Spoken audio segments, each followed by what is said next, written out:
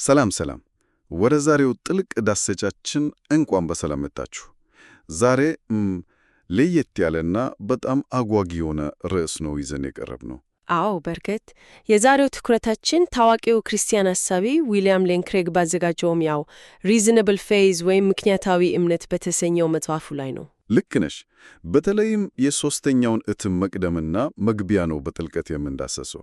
ያው ከገጽ 12 እስከ 26 ያሉትን ዋና ዋና ሐሳቦች ማለት ነው። ይህ መጽሐፍ እንግዲህ ለወንጌላውያን ክርስቲያኖች አፖሎጄቲክስን ወይም የእምነት መከላከያን በማቅረብ በኩል እንደ ትልቅ ዋቢ የሚታይ ነው። በጣም ዓላማችንም ይኸው ነው። አፖሎጄቲክስ ዛሬ ባለው ሴኩላር ዓለም ለምን እንዳስፈለገና የሰዎችን ሕይወት እንዴት እንደሚቀይር ማሳየት። አብዛኛዎቹ ወንጌላውያን ክርስቲያኖች አንድ የተለመደ ግንዛቤ ያላቸው፣ ይህም የክርስቶስን ትንሣኤና የባዶ መቃብሩን ታሪካዊነቱን ለማረጋገጥ አስቀድመን ወንጌላትን ማለትም ማቴዎስን፣ ማርቆስን፣ ሉቃስንና ዮሐንስን በአጠቃላይ እንከን የለሽ መሆናቸውን ማሳየት አለብን ብለው ያስባሉ። ያው መጽሐፍ ቅዱስ የእግዚአብሔር ቃል ነው ብለን ስለምናምን ነው። ልክ ነህ። ግን ለታሪክ ተመራማሪዎች ወይም ለማያምኑ ሰዎች ይህን ለማስረዳት መሞከር እጅግ በጣም ከባድና አላስፈላጊ ሸክም ነው። ባለፉት 200 ዓመታት ውስጥ የተደረጉት ጥናቶች እንደሚያሳዩት ይሄ አካሄድ በአካዳሚው ዓለም ተቀባይነት የለውም። ቆይ ይህን ነጥብ ትንሽ ብናብራራው። አላስፈላጊ ሸክም ነው ስትዩ ምን ማለትሽ ነው? መጽሐፉን ሙሉ በሙሉ ሳናረጋግጥ እንዴት ነው ስለ ትንሣኤው መከራከር የምንችለው? እዚህ ላይ ነው የታሪክ ተመራማሪዎች የሚጠቀሙበት ዘዴ ቁልፍ የሚሆነው። አየህ፣ አንድን ታሪካዊ እውነታ ለማረጋገጥ ሰነዱ 100% እንከን የለሽ መሆን አይጠበቅበትም። ማለትም ስህተት ሊኖርበት ይችላል እያልሽ ነው? ለክርክሩ ያህል አዎ። የበልጥ ግልጽ ለማድረግ አንድ ምሳሌ ልስጥህ። አንድ የታሪክ ተመራማሪ ከብዙ ሺህ ዓመታት በፊት የተጻፈ በውስጡ ብዙ ስህተቶች ያሉበት ማስታወሻ ቢያገኝ ማስታወሻውን ሙሉ በሙሉ ወደ ጎን አይጥለውም። በውስጡ ያሉትን እውነታዎች ይፈልጋል። በትክክል በውስጡ ያሉትን እጅግ በጣም ጠቃሚ የሆኑ ታሪካዊ እውነታዎች ቆፍሮ ያውጣ። ልክ እንደዚሁ ወንጌላት መለኮታዊ እስትንፋስ ያለባቸው መሆኑን አስቀድሞ ማረጋገጥ ሳይጠበቅን እንደ ተራ ታሪካዊ ሰነዶች ብቻ ብንመረምራቸው እንኳ የክርስቶስን ባዶ መቃብርና ትንሣኤ ለማረጋገጥ በቂ ታሪካዊ መረጃ እናገኛለን። ዋው! ይህ እኮ ትልቅ መገለጥ ነው። አዎ፣ ክሬግ ሊነግረን የፈለገው ይሄንን ነው። ሁሉንም ነገር ካላረጋገጥኩ ምንም ነገር ማረጋገጥ አልችልም ከሚለው ሸክም ክርስቲያኖችን ነፃ የሚያወጣ እይታ ነው። ይህ በጣም አስገራሚ አቀራረብ ነው። ክርስቲያኖች ከማያምኑ ሰዎች ጋር በሚወያዩበት ጊዜ ያው በመጽሐፍ ቅዱስ ውስጥ ስላለው የእያንዳንዱ ሐረግ ከመከራከር በቀጥታ ወደ ዋናው ጉዳይ ማለትም ወደ ትንሣኤው እንዲያተኩር መንገድ ይከፍታል ማለት ነው። አዎ፣ ጉልበትን ዋናውና ወሳኙ ነጥብ ላይ ታደርጋየ ማለት ነው። ከመጽሐፉ መዋቅር ጋር በተያያዘ ደግሞ ሌላ ለየት ያለ ነገር አለ። ክሬግ መጽሐፉን ያዋቀረው በፊሊፕ ሜላንክተን ዘመን በነበረው ሎካይ ኮሙኒስ በሚባለው አካሄድ መሆኑን ገልጿል። ቃሉ ራሱ ትንሽ ከበድ ይላል። አዎ፣ ሎካይ ኮሙኒስ ላቲን ነው። ግን ርዕሶቹን ያስቀመጠበት ቅደም ተከተል ተራ የሥነ መለኮት መጽሐፉን አይመስልም። ልክ ነህ። ቃሉ ሲሰማ ይከብዳል። ሎካይ ኮሙኒስ ማለት በቀላሉ የጋራ መሰረቶች ወይም መሰረታዊ የሥነ መለኮት ርዕሶች ማለት ነው። ልክ አንድን ትልቅ ሕንፃ ለመገንባት የሚያስፈልገውን ንድፍ እንደማውጣት ልታሰበው ትችላለህ። የብሉፕሪንት አይነት ነገር።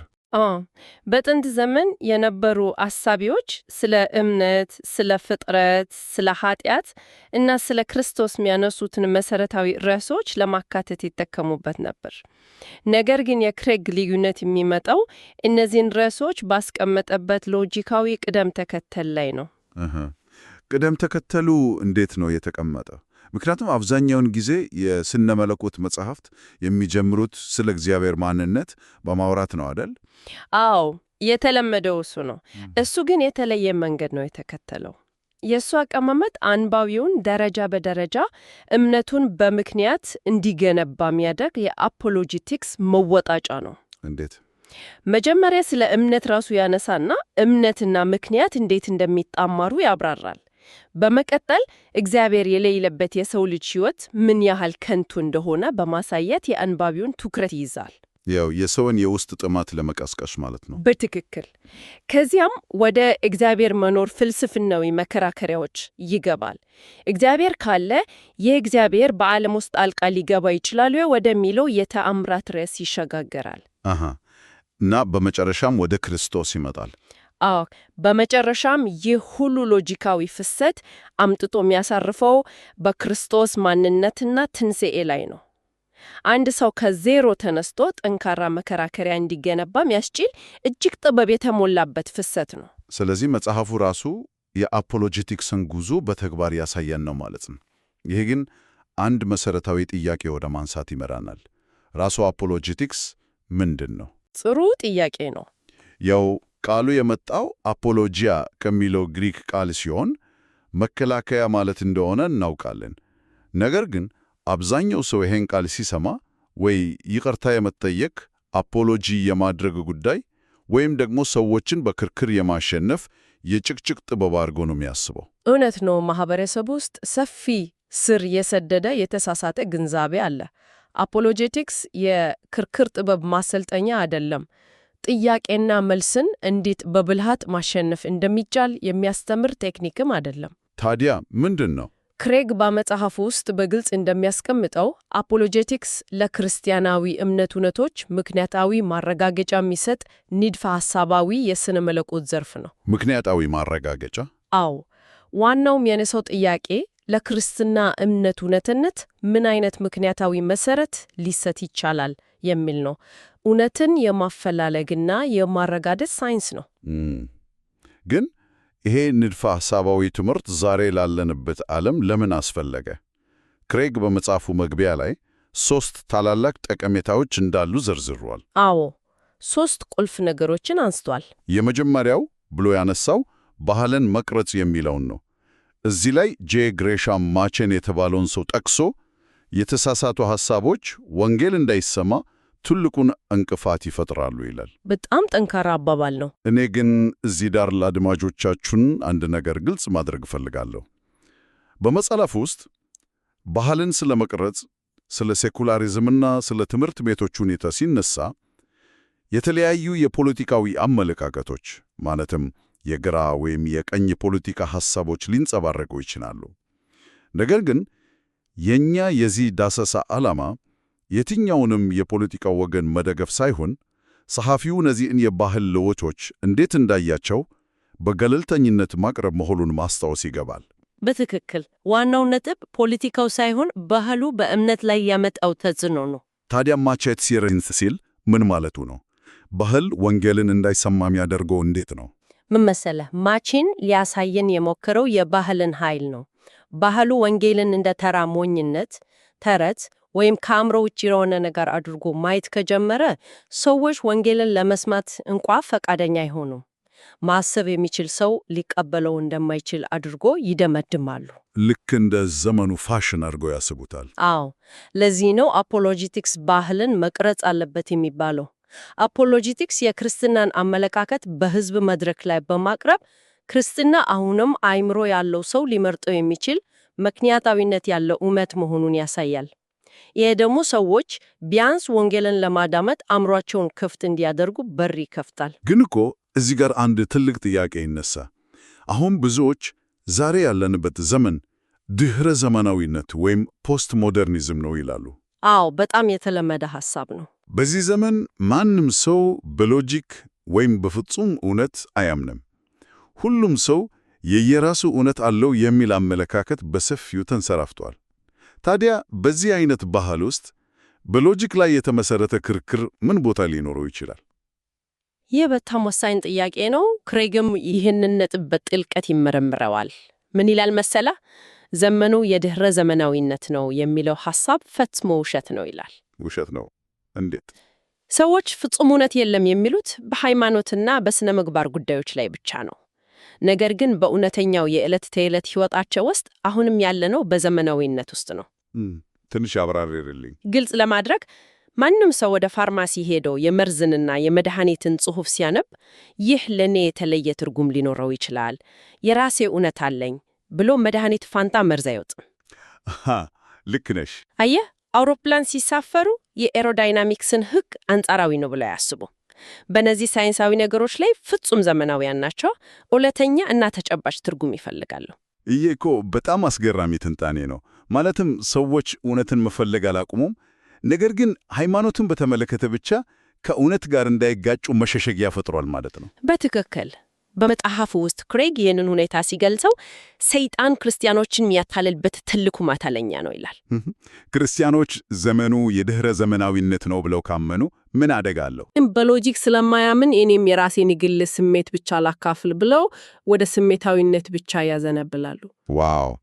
ይሄ ክርስትናንን ከተረት ጋር እኩል ያደርገዋል ማለት ነው። አዎ፣ ለዛ ነው አፖሎጂቲክስ አስፈላጊ የሆነው። ወደ ሁለተኛው ጠቀሜታ ስንልፍ ደግሞ ሁለተኛው ጠቀሜታ አማኞችን ማጠናከር የሚለው ነው። በተለይ በዘመናችን ያሉ ብዙ ቤተ ክርስቲያኖች ስሜታዊነት ላይ ሲያተኩሩ እንመለከታለን። ክሬግ ግን ይሄ ብቻውን በቂ እንዳልሆነ ያስባል። በፍጹም በቂ አይደለም። በተለይ ወጣቶች ወደ ዩኒቨርሲቲ ሲገቡ ይሄ ስሜታዊ እምነት ትልቅ ፈተና ይገጥመዋል። በመጽሐፍ ውስጥ የተጠቀሰው የፕሪንስተን ዩኒቨርሲቲ ተማሪ ታሪክ ይህንን ቁልጭ አድርጎ ያሳያል። አዎ፣ ያ ታሪክ የአፖሎጂቲክስን ሕይወት አድነት በሚገባ የሚያሳይ ነው። እስቲ አንተው ራስህ ታሪኩን ለአድማጮቻችን አካፍልላቸው። በደስታ። ተማሪው በፕሪንስተን ዩኒቨርሲቲ ውስጥ ከፍተኛ የሆነ የጥርጣሬ ማዕበል ውስጥ ገብቶ ነበር። ያደገበት እምነት በዩኒቨርሲቲ ውስጥ ያሉ የሳይንስ ጥያቄዎች ክፉኛ ተፈትኖ እምነቱን ሙሉ በሙሉ ለመተው አፋፍ ላይ ደርሶ ነበር። በጣም ከባድ ጊዜ ነው። ልክ በዚያ የጨለማ ጊዜ ውስጥ ሆኖ ሳለ አንዱ ሰው የክሬግን የአፖሎጂቲክስ ክርክር ቪዲዮ እንዲያየው ይሰጠዋል። ወጣቱ ያንን ቪዲዮ በማየቱ ለጥያቄዎቹ ምክንያታዊ ምላሽ እንዳለ ይገነዘባል። በዚህም ብቻ እምነቱን መልሶ ማግኘቱና አልፎ ተርፎም ፓስተር ለመሆን መወሰኑን በስሜት ለክሬግ ይነግረዋል። አስብ እንግዲህ ያ ቪዲዮ ባይኖር ኖሮ ይህ ወጣት ምን ይሆን ነበር? ያው እምነቱን ይጥል ነበር። ክሬግ ምን ይላል መሰለሽ? ወጣቶቻችንን ወደ ዩኒቨርሲቲ ስንልካቸው በስሜት ብቻ አነቃቅተን በፕላስቲክ ጋሻ እና በላስቲክ ሰይፍ መላክ የለብንም ይላል። በትክክል ገልጸዋል። በፕላስቲክ ጋሻ ወደ ጦርነት የሚሄድ ወታደር የለም። እምነታችን ሎጂካሊ መሆኑን ማወቅ በክርስቲያኖች ሕይወት ውስጥ ትልቅ መረጋጋትን ይፈጥራል። ሦስተኛው ጠቀሜታ ደግሞ የማያምኑትን ወንጌል ማድረስ የሚል ነው። ግን እዚህ ላይ ትንሽ ግራ የሚያጋባ ነገር የለም? ምኑ ግራ የሚያጋባው? አብዛኛው ሰው ማንም ሰው በክርክር ወደ ክርስቶስ አይመታም የሚል አባባል አለው። ይህ አባባል እውነትነት የለውም። በእርግጥ ሰዎች በምክንያታዊ ክርክር ይድናሉ። ይህ አባባል በሰፊው ቢነገርም በተግባር ግን ስህተት መሆኑን ክሬግ ያሳያል። የሐዋርያት ሥራን ብንመለከት ሐዋርያው ጳውሎስ በአርዮስፋጎስ ከሰዎች ጋር ይከራከር፣ ያስረዳ እንደነበር እናያለን። ጳውሎስ ሁልጊዜ ያብራራ ነበር። እርግጥ ነው መዳን የመንፈስ ቅዱስ ሥራ ነው። አፖሎጂቲክስ ራሱ ሰዎችን አያድንም። ነገር ግን አፖሎጂቲክስ ሰዎችን ከሚያግዷቸው የአእምሮ እንቅፋቶች ነፃ በማወጥ ወንጌልን እንዲቀበሉ ምክንያታዊ ፍቃድ ይሰጣቸዋል። ምክንያታዊ ፍቃድ በጣም ኃይለኛ ሐረግ ነው። አእምሮአቸው እስካልተቀበለው ድረስ ልባቸውን ለመክፈት ይቸገራሉ ማለት ነው። በትክክል። ታዋቂው ጸሐፊ ሲኤስ ሉዊስ ወደ ክርስትና የመጣው በዚህ መንገድ ነበር። እሱ ቀደም ሲል አምላክ የለሽ ነበር። ነገር ግን በምክንያታዊ አፖሎጂቲክስ ተጽዕኖ ስር ወድቆ ነው እውነቱን የተቀበለው። የእሱ መልወጥ ዛሬ ለብዙዎች በረከት ሆኗል። ምንም እንኳን በቅርቅር ብቻ የሚያምኑ ሰዎች ቁጥር አነስተኛ ቢሆንም እነዚህ በጥልቀት የሚያስቡ ሰዎች እንደ ኢንጂነሮች፣ ሐኪሞች በህብረተሰቡ ላይ ከፍተኛ ተጽዕኖ ፈጣሪዎች ናቸው። እነሱን ማግኘት ማለት ባህልን መቀየር ማለት ነው። ለዚህ እኮ ነው ክሬግ መጽሐፍ ውስጥ በጣም አስገራሚ የሆኑ ተጨባጭ ታሪኮችን ያካፈለው። ሁለት ልብ የሚነኩ ታሪኮችን ላንሳ። ቀጥል። አንደኛው በምስራቅ አውሮፓ የቤላሩሳ ሚንስክ ከተማ ነዋሪ የሆነ አንድ ሰው ታሪክ ነው። ኮሙኒዝም ከወደቀ በኋላ ይሄ ሰው የክሬግን ከባድ ፍልስፍናዊ መጽሐፍ በራዲዮ ሲነበብ ይሰማል። ወንጌልን ሰምቶ አያውቅም፣ ግን ያንን ምክንያታዊ ትንታኔ በማዳመጡ ብቻ አይምሮው በራለት። እግዚአብሔር እንዳለ አመነ።